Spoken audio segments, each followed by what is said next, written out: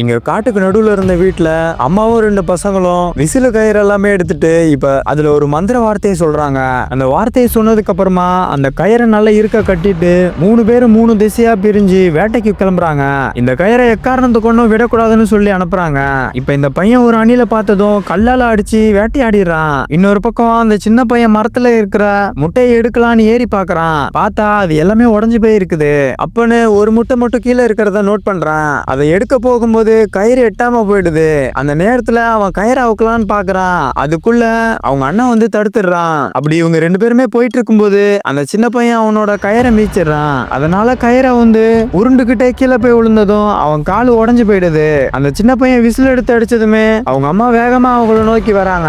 அவனோட கயிறை வந்ததுனால அந்த காட்டுல இருந்த மோசமான பேய்களாம் இவங்க பக்கமா வருதுங்க. அந்த பேய் அந்த பையன் பக்கமா வந்துட்டு இருக்கும்போது கரெக்டான டைமுக்கு அந்த பசங்களோட அம்மா வந்துடுறாங்க. அதுக்கப்புறமா 3 பேரையுமே சேர்த்த மாதிரி அந்த கயிறை வச்சு கட்டிடுறாங்க.